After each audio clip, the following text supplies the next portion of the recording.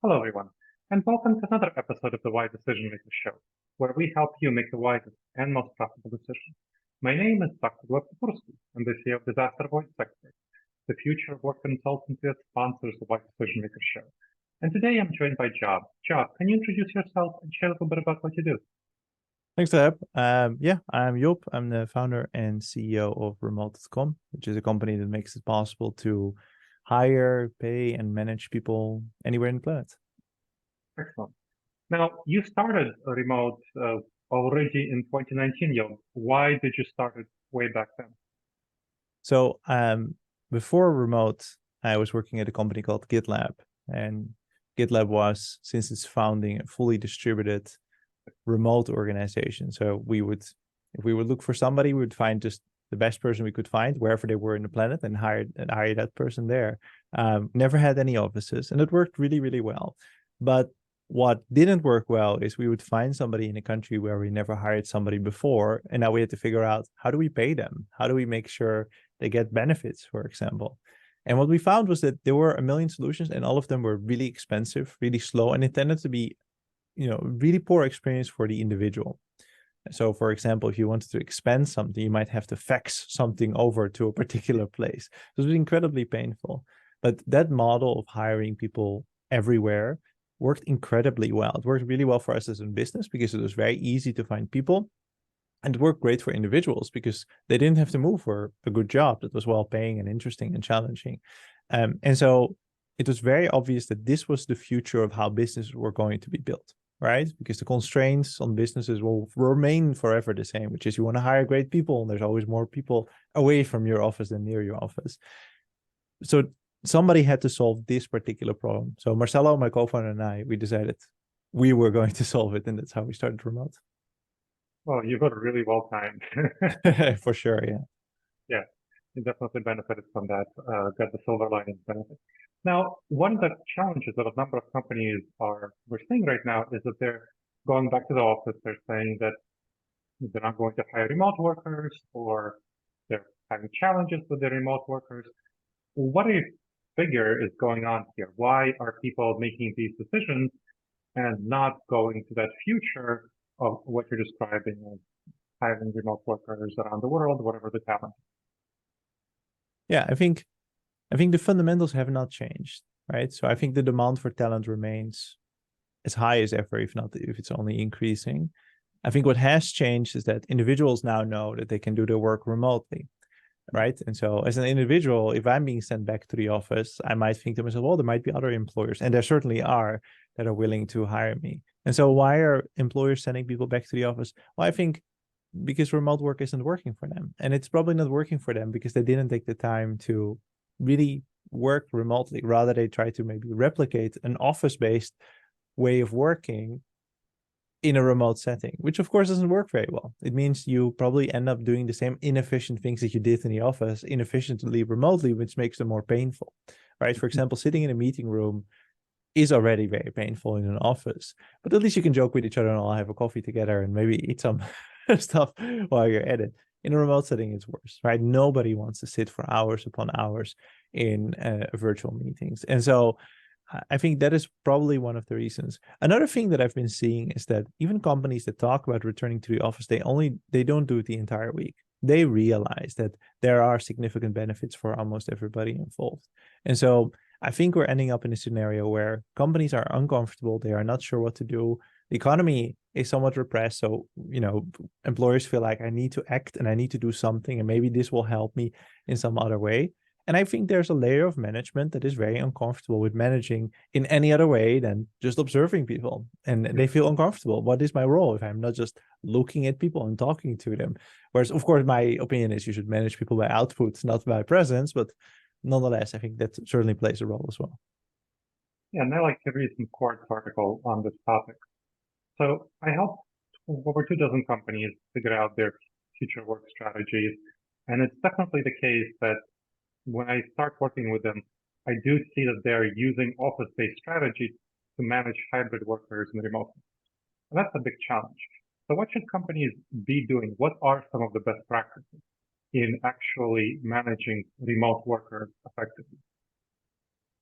So, I mean, I think the answer is in the question, right? You have to manage effectiveness and output rather than presence. I think that's a really important start.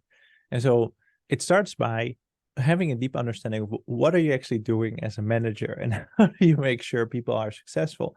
And it definitely isn't observing whether they work. It is creating clear expectations. And then when people meet or don't meet those expectations, coaching them to either get up to those expectations or surpass them and create next steps in their careers for them, right? I think that is a really clear step one. The other one is, a series of things you can do that are not difficult to do, but it's important that you point them out. One of them, for example, making sure that you communicate effectively. What you don't want to do in a remote environment is constantly be asking for each other's attention by video call or even by chat.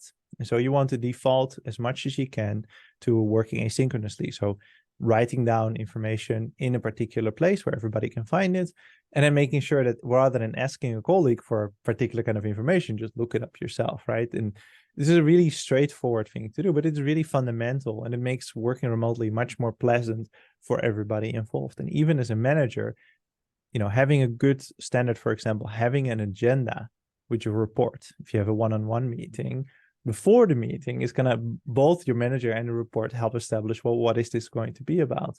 And then, for example, another, there's tens of these kind of techniques, but I think these are really valuable. If you have a meeting with a report, you're a manager, somebody reports up to you, and you have a one-on-one.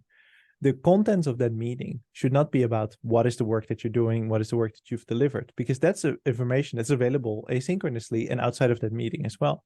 Rather, the meeting should be, how can we help you get better? How can I coach you to get better? What do you want to talk about? Or maybe take the time to connect with each other, because in a remote environment, one of the things that is much more difficult is to form connections between people, right? Emotional connections.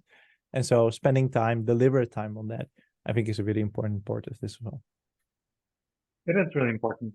One of the big things I work with companies on who do hire remote workers with my clients is building up culture in the remote setting.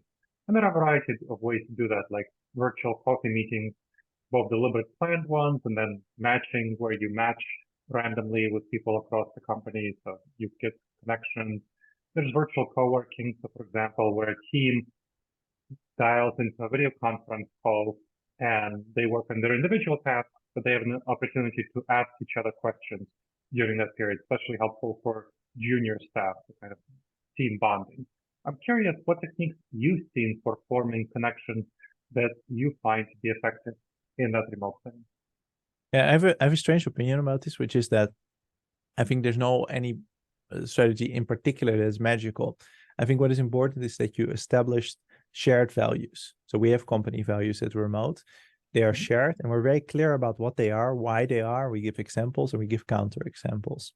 And besides that, we have clear communication policy. So we sort of outline remote is a space where this is how we communicate with each other. This is how we treat each other. This is what we find important. And these are the kind of behaviors that we don't like.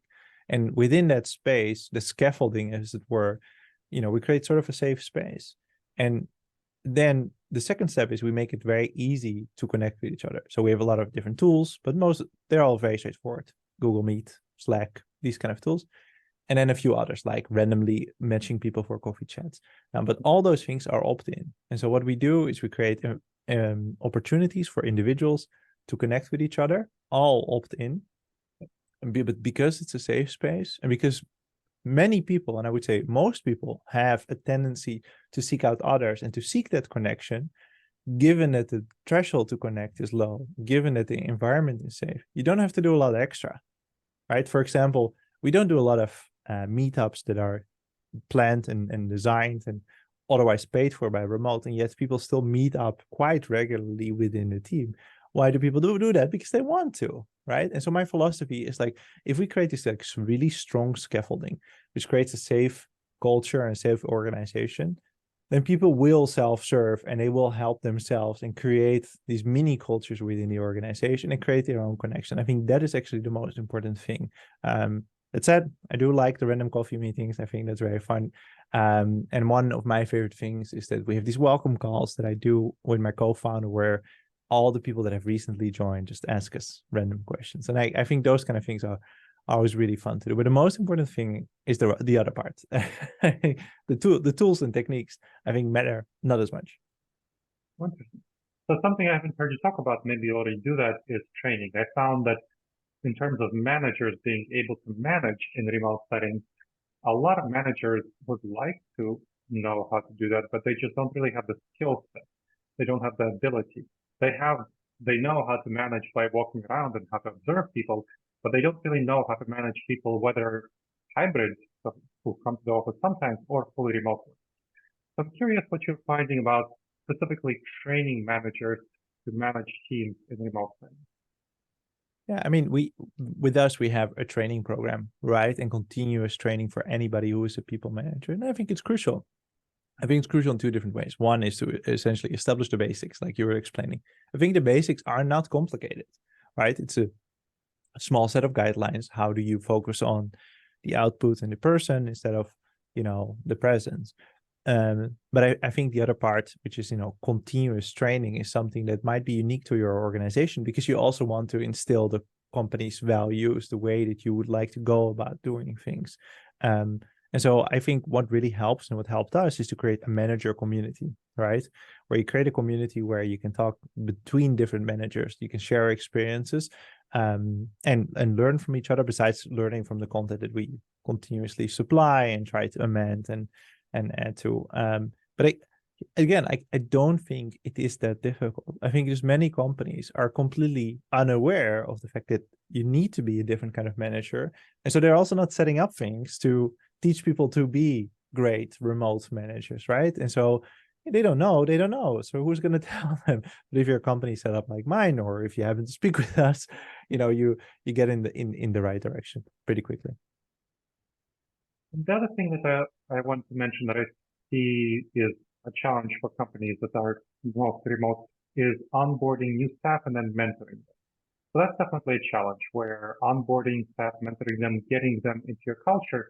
Staff are typically used to doing that in person. Managers are used to doing that in person. Colleagues are used to doing that in person. And so you need to have an effective onboarding program and then a mentoring program that continuously mentors folks. I'm curious what you're finding about both onboarding and mentoring in remote settings.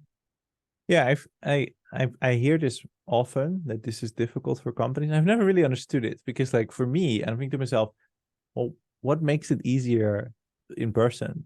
You can do the exact same things, right? Like, I genuinely wonder about that. And so, I mean, there's a few things that we do, and I think that answers most of the question.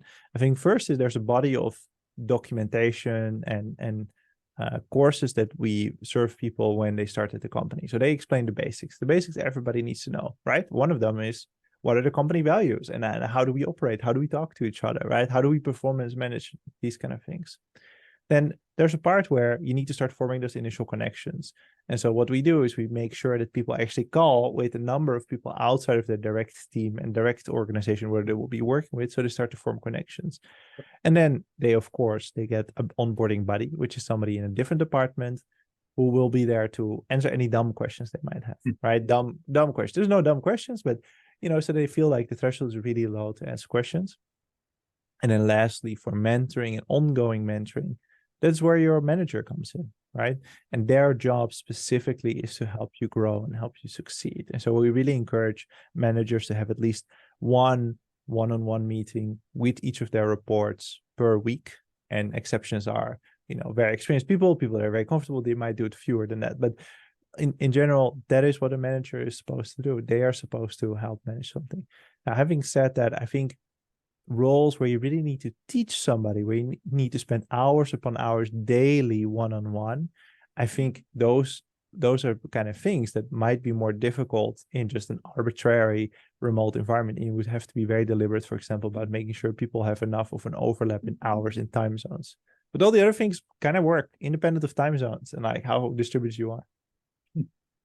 I think in terms of other companies, some of the things that you described just happen naturally without the company structuring it in person.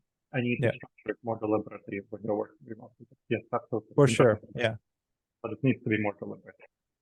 Now, as we finish up, what is your vision of what's going to happen with remote work going forward?